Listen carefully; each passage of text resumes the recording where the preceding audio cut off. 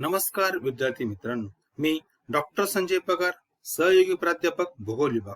विद्यार्थी मित्रांनो, या ऑनलाईन लेक्चर सिरीज मध्ये मराठा विद्या प्रसारक समाजाचे कॅरेट आर्ट्स, बेच commerce and M science, popularly known as KTM college यातर्फे मी आपल्या सर्वांचं स्वागत करतो. विद्यार्थी मित्रांनो, आजच्या तासाला आपण FYBA या वर्गातील सेमिस्टर 2 चा आपला जो पेपर आहे ह्युमन जागृती म्हणजेच मानवी भूगोल याचं प्रकरण क्रमांक 1 जे आहे इंट्रोडक्शन टू ह्युमन जागृती म्हणजेच मानवी भूगोलचा परिचय, यातील एक अत्यंत महत्वाच्या उपघटकावर चर्चा करणार आहोत. या घटकाचं नाव आहे मानवी भूगोलाची व्याप्ती. विद्यार्थी मित्रांनो, मागील तासाला आपण याचा भाग क्रमांक 1 बघितला. आजच्या तासाला आपण मानवी भूगोलाची व्याप्ती याचा भाग क्रमांक 2 बघणार आहोत. विद्यार्थी मित्रांनो, आपल्याला सर्वांना माहिती आहे की मानवी भूगोलाची व्याप्ती ही अत्यंत व्यापक आहे, अतिशय व्यापक प्रकारचा विषय आहे. आणि पहिल्या तासामध्ये आपण मानवी भूगोल स्वरूपातील काही महत्वाच्या बाबी त्या ठिकाणी बघितलेल्या आहेत.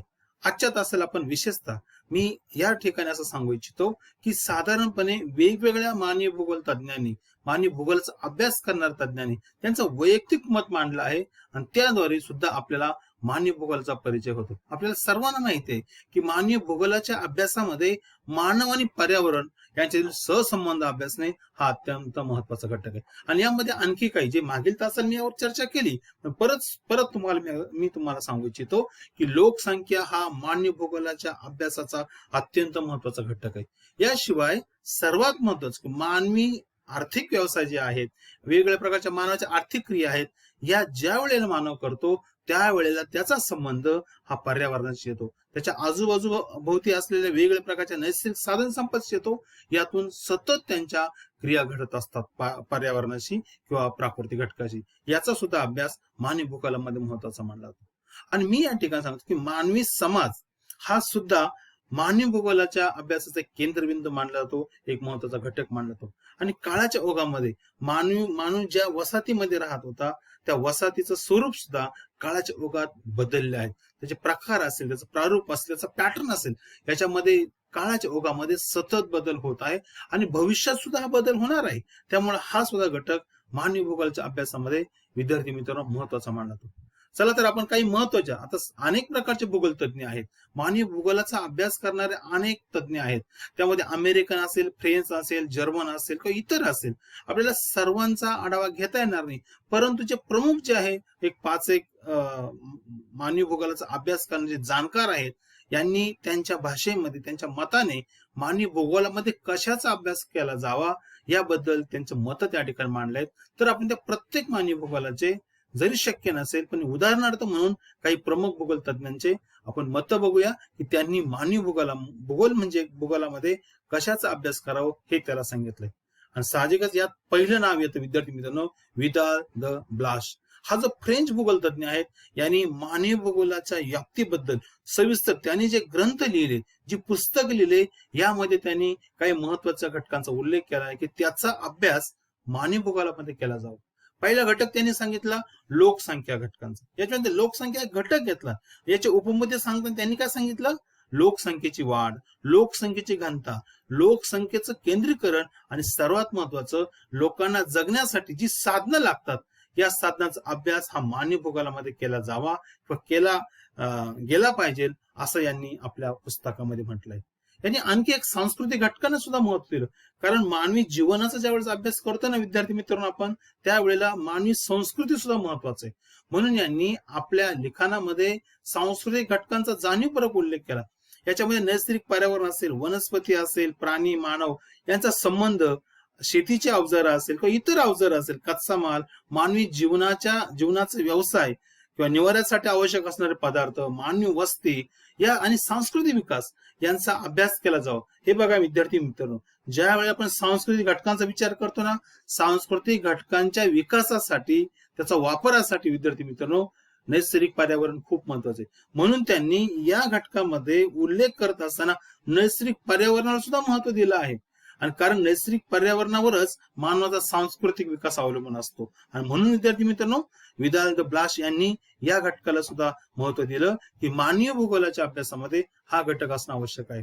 आणि आणखी एक तिसरा महत्वाचा घटक त्यांनी अत्यंत महत्वाचा सांगितलं की त्याचा सुद्धा मानवी भूगोलामध्ये समावेश केला गेला पाहिजे, परिवहन आणि स्थलांतर. विद्यार्थी मित्रांनो, मानवी समूह हा स्थिर नसतो, तो सतत त्या ठिकाणी फिरत असतो किंवा त्या ठिकाणी हालचाल करत असतो, त्याचं येणं जाणं इकडे तिकडे चालू असतं आणि याचा सुद्धा मानवी भूगोलाच्या विषयामध्ये महत्वाचा सहभाग आहे. म्हणून परिवहन म्हणजे वाहतूक आहे आणि स्थलांतर. आता स्थलांतर करण्यासाठी वेगळी कारणं आहेत, नैसर्गिक कारणं असतील, काही मानवनिर्मित कारणं असतील, यामुळे सुद्धा मानव स्थलांतर करतो, ती सुद्धा एका प्रकारची क्रिया असेल. म्हणजे वाहतुकीच्या बाबतीमध्ये रस्ता वाहतूक असेल, रेल्वे वाहतूक असेल, सागरी वाहतूक असेल किंवा मानव आणि प्राणी यांच्या साह्याने सुद्धा वाहतूक केली जात होती. आजही काही म्हणजे आफ्रिका किंवा आशिया खंडातील काही प्रदेशामध्ये आजही वाहतुकीसाठी ही साधनं वापरली जातात. आणि या साधनांचा ज्या वेळेला आपण नेटवर्क बघतो, वितरण बघतो, त्या वितरणामागे विद्यार्थी मित्रांनो भौगोलिक घटक असतात, प्राकृतिक घटक असतात. म्हणून मानवी भूगोलाच्या अभ्यासामध्ये या घटकाला त्यांनी त्या ठिकाणी विशेष महत्व दिलं आहे. आणि त्याचप्रमाणे त्यांनी आणखी एक घटकाचा उल्लेख केलाय, तो म्हणजे मानववंश. मानववंश असेल किंवा नगर असेल, नगरांचा विकास असेल त्या ठिकाणी, कारण नगरांचा विकास डायरेक्ट झाला नाही. सुरुवातीला वसाहत जी ती छोटी होती, त्या वाडा असेल, पाडा असेल, गाव असेल, खेड असेल, त्या ठिकाणी नगर असेल किंवा महानगर असेल, अशा प्रकारे वाढत गेलं. म्हणजे याचा सुद्धा अभ्यास मानवी भूगोलमध्ये अत्यंत महत्वाचा आहे आणि याला त्यांनी प्राधान्य दिलं. म्हणून विदाल द ब्लास या फ्रेंच भूगोल तज्ञांनी जे सांगितलं, म्हणजे याच्या आधी आपण मानवी भूगोलची बाबती बघितली, मला वाटतं त्यामध्ये जी घटक आलेले आहेत तीच घटक पण वेगळ्या अर्थानं, वेगळ्या संदर्भानं विदाल द ब्लास यांनी आपल्या लिखाणाद्वारे सांगितलं की मानवी भूगोलाच्या बाबतीमध्ये या घटकांचा समावेश असावा. त्यानंतर दुसरा महत्वाचा घटक आहे, महत्वाचा तज्ञ आहे, तो म्हणजे दमाजिया. हा सुद्धा अत्यंत महत्वाचा भूगोल तज्ञ आहे. विशेषतः फ्रेंच भूगोलाच्या विकासामध्ये, फ्रेंच म्हणजे भूगोलाचा जो विकास झाला, विशेषतः मानवी भूगोलाच्या बाबतीमध्ये यांचं कॉन्ट्रीब्युशन, यांचं कार्य अत्यंत महत्वाचं मानलं जातं. यांनी आपल्या विषयामध्ये म्हणजे लिखाण करत असताना त्यावेळेस त्यांनी मानवी भूगोलाच्या अभ्यासामध्ये काय असावं या संदर्भामध्ये त्यांनी काही घटकांचा उल्लेख केला. यामध्ये सर्वात महत्वाचं की नैसर्गिक प्रदेशामधलं जे मानवी जीवन आहे, तिथले उद्योगधंदे असेल, मग ते मासेमारी असेल, कृषी असेल, पशुपालन असेल, कारखानदारी असेल किंवा व्यापार असेल, याचा अभ्यास केला जावा. आणि त्याचप्रमाणे मानवी निवास, मानवी प्रवास, मानवी वस्ती याही घटकाचा अभ्यास मानवी भूगोलामध्ये केला पाहिजे, तो असावा, अशा प्रकारचा आग्रह त्यांनी धरला. आणि तशाच प्रकारचा फ्रेंचच्या संदर्भामध्ये त्यांनी मानवी भूगोलाची संदर्भ पुस्तक लिहिली, त्यामध्ये विद्यार्थी मित्रांनो याच घटकांचं अत्यंत शास्त्रीय आणि सविस्तर विश्लेषण त्यांनी केलं. म्हणून मानवी भूगोलाच्या व्याप्तीमध्ये यांनी सांगितलेले जे घटक आहे ते सुद्धा अत्यंत महत्वाचे मानले जातात. किंबहुना नंतरच्या काळामध्ये याच घटकांना अनुसरून अनेक नवीन भूगोल तज्ञांनी मानवी भूगोलाचा अभ्यास केला. म्हणून हे सुद्धा अत्यंत महत्वाचं कार्य या दमाजिया यांनी केलं की मानवी भूगोलाची बाबतीत सांगत असताना त्यांनी जी घटक सांगितली ती घटक आजही आपण मानवी भूगोलाचा अभ्यास करत असताना वापरत असतो. म्हणून हे सुद्धा अत्यंत महत्वाचं कॉन्ट्रीब्युशन यांनी दिलं आहे. त्यानंतर फ्रेंच त्रिवार्ता, हे दोन तज्ञ आहेत, हे अमेरिकन तज्ञ आहेत. यांनी अनेक संदर्भ ग्रंथ एकत्रित लिहिले आहेत. त्यामुळे त्यांचा दोघांनी एकमताने जे मुद्दे सांगितले ते मुद्दे या ठिकाणी मानवी भूगोलाच्या अभ्यासामध्ये महत्वाचे मानले जातात. यामध्ये त्यांनी विशेष प्राधान्य दिलं ते म्हणजे प्राकृतिक घटकांना. म्हणजे मानवी जीवनावर या प्राकृतिक घटकांचा कसा परिणाम होतो, त्यामध्ये हवामान असेल, भूआकार असेल, पाण्याचं स्थान असेल, नैसर्गिक वनस्पती असेल, प्राणी असेल, मृदा असेल, खनिज पदार्थ असेल, या सर्वांचा अभ्यास हा महत्वाचा आहे. कारण यानुसारच मानवी जीवन हे घडत असतं, मानवाचा विकास होत असतो. म्हणून त्यांनी सांगितलं की ज्या वेळेला मानव आणि पर्यावरण याचा अभ्यास आपण करतो त्यावेळेला विशेषतः प्राकृतिक घटकांना विशेष महत्व दिलं आहे, हे त्यांनी आपल्या लेखांद्वारे सांगितलं. तसा त्यांनी आग्रह धरला. त्यानंतर त्यांनी दुसरा फक्त लोकसंख्या विषय, लोकसंख्या घटकाला प्राधान्य दिलं. त्यांनी काय सांगितलं, मानवी भूगोलामध्ये लोकसंख्या वितरणाचा अभ्यास करणं अत्यंत महत्वाचं आहे.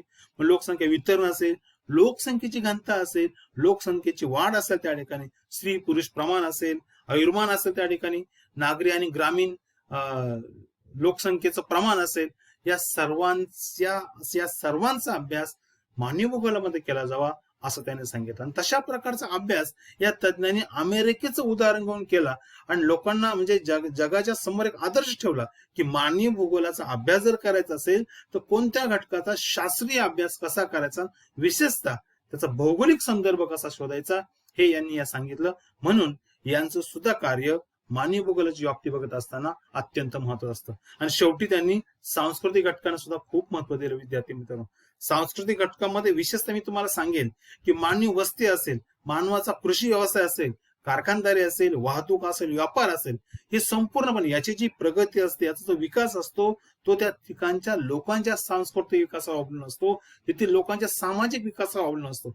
म्हणून मानवी भूगोलाच्या अभ्यासामध्ये मानवाच्या दृष्टिकोनातून सांस्कृतिक घटक जे आहेत त्यांचा सुद्धा अभ्यास केला पाहिजे, त्याचा भौगोलिक संदर्भ शोधला पाहिजे, असा आग्रह फ्रेंच आणि त्रिवार्ता या दोन अमेरिकन तज्ञांनी त्या ठिकाणी धरला. आणि असाच अभ्यास इतरांनी सुद्धा मानवी भूगोलाचा अभ्यास करत असताना करावं, असं त्यांनी त्या ठिकाणी आपलं मत मांडलं. म्हणून हे सुद्धा कार्य मानवी भूगोलाच्या विकासामध्ये, मानवी भूगोलाची व्याप्तीमध्ये अत्यंत महत्वाचं मानलं जातं. त्यानंतर विद्यार्थी मित्रांनो, या ठिकाणी रॉक्सबी हा अत्यंत महत्वाचा ब्रिटिश तज्ञ होऊन गेला. हा मानवी भूगोलाचा अभ्यास करणार आहे. त्यांनी युरोपाच्या अनेक देशांचा अभ्यास त्या ठिकाणी मानवी भूगोलाच्या संदर्भात केला आहे. यांनी या ठिकाणी मानवी भूगोलाचा अभ्यास करत असताना कोणत्या घटकांना प्राधान्य दिलं पाहिजे या संदर्भामध्ये आपलं मत मांडलं. त्यांनी असं सांगितलं की वांशिक घटक हे अत्यंत महत्वाचे आहे.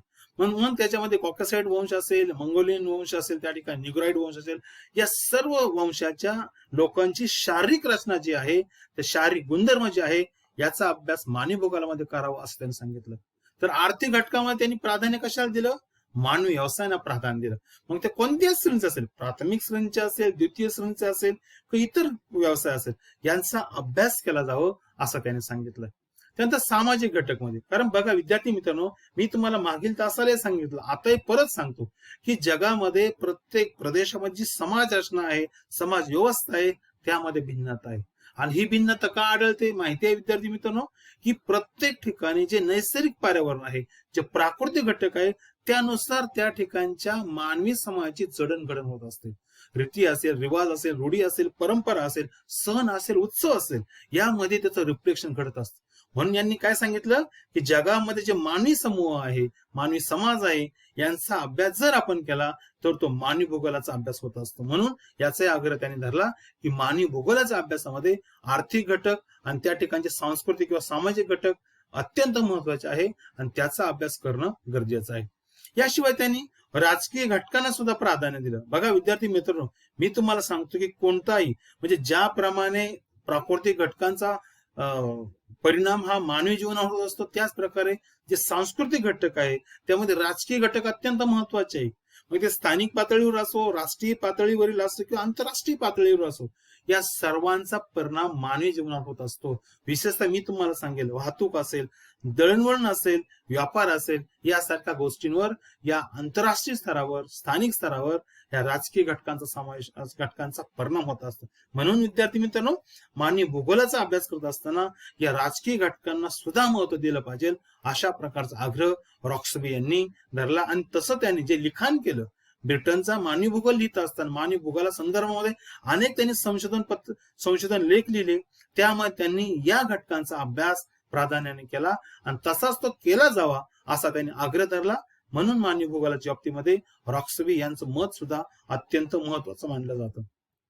विद्यार्थी मित्रांनो, यानंतर व्हाईट अँड रेनर हे दोन अमेरिकन भूगोल तज्ञ होतो. यांनी सुद्धा अत्यंत महत्वाचं योगदान मानवी भूगोलाची व्याप्ती कशी असावी, त्यामध्ये कशाचा अभ्यास करावं या संदर्भामध्ये सविस्तर चांगलं सांगितलं. बघा, यांनी एकत्रित जे कार्य केलं, यामध्ये त्यांनी मानव आणि पर्यावरण यांचा अभ्यास करत असताना 3 प्रकारचं समायोजन होत असतं, त्याचा आग्रह धरला, त्याचा अभ्यास केला जावा. आणि त्याच प्रकारे भौगोलिक संबंध हे सुद्धा 3 प्रकारचे असतात, याचा अभ्यास केला जावा असा त्यांनी आग्रह धरला. चला तर बघूया यांनी आपल्या अभ्यासामध्ये कोणत्या घटकांना प्राधान्य दिलं. प्रथमतः आपण समायोजन, ऍडजस्टमेंट या संदर्भात बोलूया. यांनी 3 प्रमुख प्रकार सांगितले. एक आर्थिक समायोजन. आर्थिक समायोजन म्हणजे काय? मानवाचे व्यवसाय, मानवाच्या ज्या आर्थिक क्रिया आहे त्या निसर्गावर अवलंबून असतात आणि ते करत असताना मानवाला जे समायोजन करावं लागतं, निसर्गाची जे ऍडजस्टमेंट करावं लागते, त्याचा अभ्यास प्राधान्यानं मानवी भूगोलात केला जावं असं त्यांनी आग्रह धरला. हे झालं आर्थिक समायोजन. त्यानंतर सामाजिक आणि सांस्कृतिक समायोजन इथं सुद्धा महत्वाचं आहे विद्यार्थी मित्रांनो. सामाजिक आणि सांस्कृतिक समायोजन म्हणजे काय? ज्या वेळेला मानवी समूह आपला निवारा असेल, आपलं अन्न असेल, आपली वेशभूषा असेल, कला असेल, धर्म असेल, वंश, या सर्वांच्या बाबतीमध्ये तो आपल्या आजूबाजूच्या प्राकृतिक घटकाशी, पर्यावरणाशी जुळवून घेत असतो, समायोजन करत असतो. कारण आपल्याला माहिती आहे हवामान जरी बदललं तरी आपल्या वस्त्र, आपला निवाऱ्याची पद्धत आणि आपली अन्नाचे जे प्रकार आहे हे त्या ठिकाणी बदलत असतात. मी मागच्या तासाला तुम्हाला सांगितलेलं आहे की ज्याप्रमाणे मी भारताचं उदाहरण दिलं होतं, तुम्हाला आठवत असेल त्या ठिकाणी, की भारतामध्ये सुद्धा जसा ऋतू बदलला की आपले पोशाख जो आहे, आपले जे कपडे परिधान करण्याची पद्धती बदलते. उदाहरणार्थ आपण थंडी लागली, हिवाळा लागला, थंडी चालू झाली की आपण स्वेटर घालतो, म्हणजे आपण गरम कपडे घालतो. या उलट उन्हाळ्यामध्ये ज्या ऊन वाढतो, उन्हाची तीव्रता वाढते, त्यावेळेस आपण सुतीचे कपडे घालतो. म्हणजे बघा हा सुद्धा एका प्रकार काय आहे, आपलं समायोजन आहे. म्हणजे याला त्यांनी प्राधान्य दिलं. त्यानंतर राजकीय समायोजन हे सुद्धा महत्वाचं आहे. म्हणजे स्थानिक पातळीवर असेल, राष्ट्रीय पातळीवर असेल, किंवा कुठे असेल, आंतरराष्ट्रीय स्तरावर असेल, तिथं सुद्धा आपल्याला समायोजन करावं लागतं. विद्यार्थी मित्रांनो, आपल्याला माहिती असेल की इतिहासामध्ये अनेक प्रकारचे करार झाले आहेत. इतिहासामध्ये अशा अनेक घटना आहेत, असे अनेक उदाहरणं आहेत की त्यामध्ये आंतरराष्ट्रीय स्तरावर सुद्धा अनेक देश, अनेक प्रदेश एकमेकांशी जुळवून घेत असतात. आणि का करतात? आपल्या विकासासाठी करतात. जशा प्रकारे मानवानं आपल्या भौगोलिक पर्यावरणाशी, प्राकृतिक घटकांशी समायोजन केलं, तशाच प्रकारे आंतरराष्ट्रीय स्तरावर, स्थानिक पातळीवर राजकीय समायोजन सुद्धा करावं लागतं. यातूनच विकास होत असतो. म्हणून हा एक नवीन मुद्दा व्हाईट आणि रेनर यांनी आपल्या मानवी भूगोलाच्या व्याप्तीमध्ये असावं असं त्यांनी सांगितलं, आणि ते अत्यंत महत्वाचं आहे. विद्यार्थी मित्रांनो, यामध्ये दुसरा महत्वाचा घटक त्यांनी सांगितला, भौगोलिक संबंध. बघा विद्यार्थी मित्रांनो, इथं सुद्धा त्यांनी 3 प्रकारचे संबंध, म्हणजे संबंधाच्या बाबतीमध्ये उल्लेख केला. पहिला आहे उपयोग संबंध.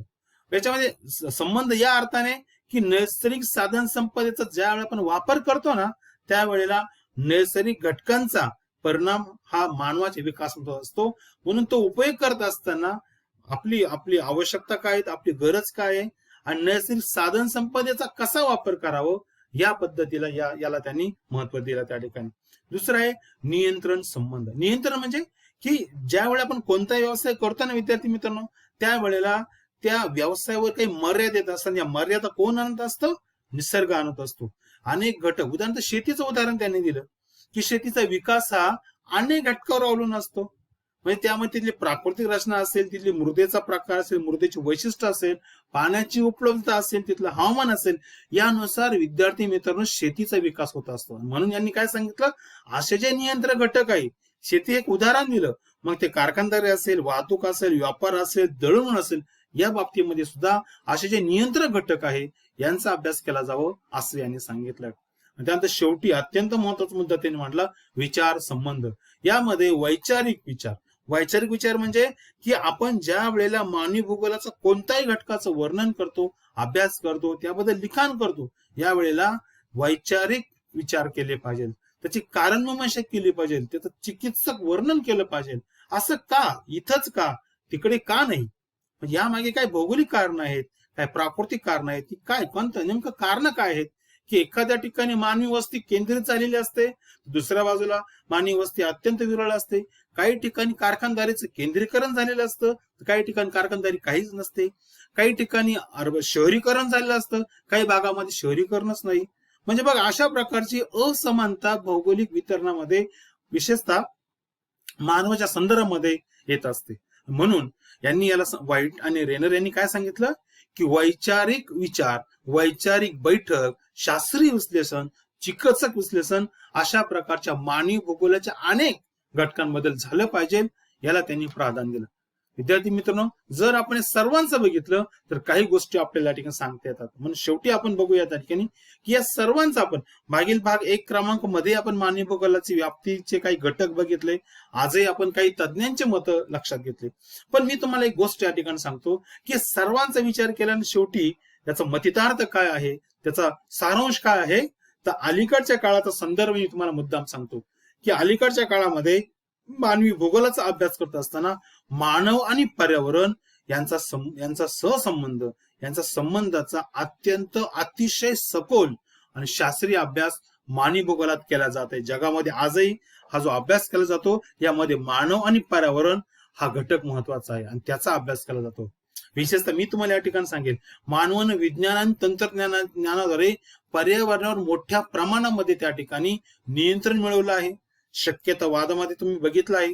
परंतु असं जरी असलं ना विद्यार्थी मित्रांनो, की त्याच्यामध्ये पर्यावरणाचा सुद्धा मानवावर परिणाम होतो. असं काही नाही की मानवाने 100% नैसर्गिक घटकावर नियंत्रण मिळवलं आहे. नाही विद्यार्थी मित्रांनो, हे खरं आहे. मानवाने काही प्रकारे काही प्रमाणामध्ये निसर्गावर आपलं नियंत्रण मिळवण्याचा प्रयत्न केलाय, पण तो 100% नाही. त्याला मर्यादा आहे. आणि तुम्हाला माहिती आहे की ज्या वेळेला कोणत्याही गोष्ट अतिरेक होतो ना, त्याचा निगेटिव्ह परिणाम सुद्धा आपल्याला दिसतो. म्हणून तुम्ही मानवाने जितकं त्या निसर्गाचं त्या ठिकाणी निसर्गावर आक्रमण केलं आहे, पण निसर्ग सुद्धा त्याचं प्रत्युत्तर देत असतो. म्हणून विद्यार्थी मित्रांनो, या ठिकाणी एक गोष्ट महत्वाची आहे की पर्यावरणावर जरी मानवाने नियंत्रण मिळवलं असेल, निसर्गावर नियंत्रण मिळवत असेल, तरी सुद्धा मानवाच्या विकासाला मर्यादा आहे. म्हणून मानवाला आपला विकास करत असताना या मर्यादाचं भान ठेवावं लागतं. या मर्यादा लक्षात घेऊन त्या प्रकारे त्याचं विकासाची प्रक्रिया चालू ठेवावी लागते. आणि म्हणून विद्यार्थी मित्रांनो, जर या मर्यादा मानवाने ओलांडल्या तर मला वाटतं मानवाचं अस्तित्व नक्कीच त्या ठिकाणी धोक्यात येईल. यामुळं मानवानं निसर्गाच्या मर्यादा लक्षात घेऊनच आपला विकास केला पाहिजे. अशा प्रकारचं कन्क्लुजन या ठिकाणी मला सांगूशी वाटतं. विशेषतः मी तुम्हाला सांगेन की या पुढील ज्या वेळेला आपण अभ्यास करत असतो त्यावेळेला सस्टेनेबल डेव्हलपमेंट म्हणजे शाश्वत विकास, निरंतर विकास असाच आपल्याला करावा लागणार आहे. अन्यथा हे जर पर्यावरणाचं संतुलन बिघडलं, पर्यावरणाच्या समस्यांची तीव्रता वाढली, तर मला वाटतं मानवी जीवन पृथ्वीच्या पृष्ठभागावर नक्कीच त्या ठिकाणी धोक्यात येईल. कदाचित विपरीत परिणाम त्याचा होऊ शकतो. म्हणून मानवी भूगोलाचा अभ्यास करत असताना सर्वात महत्वाचं की नैसर्गिक मानव आणि पर्यावरण यांचा अभ्यास करत असताना निसर्गाच्या मर्यादा लक्षात घेऊन मानवानं आपला विकास करावा, शाश्वत निरंतर पद्धतीने विकास करावा. तरच मला वाटतं हे जे आनंदी जीवन आहे मानवाचं, हे असंच भविष्यामध्ये चालू राहील. या ठिकाणी मी मानवी भूगोलाची जी व्याप्ती जी आहे या संदर्भामध्ये आपण थांबूया. मला वाटतं नक्कीच तुम्हाला आजचं व्याख्यान त्या ठिकाणी समजलं असेल. तरी सुद्धा जर आपल्याला काही अडचण आली असेल तर मी आपल्याला माझा ईमेल दिलेला आहे, त्यावर तुम्ही त्या ठिकाणी आपल्या अडचणी, आपल्या शंका मला विचारू शकतात. विद्यार्थी मित्रांनो, पुढच्या तासाला आपण यामध्ये अत्यंत महत्वाचा विषय आहे, तो म्हणजे मानवी भूगोलाच्या विविध शाखा, ब्रांचेस ऑफ ह्युमन जिओग्राफी, या संदर्भामध्ये पुढील तासाला आपण चर्चा करूया. तोपर्यंत मी थांबतो. धन्यवाद.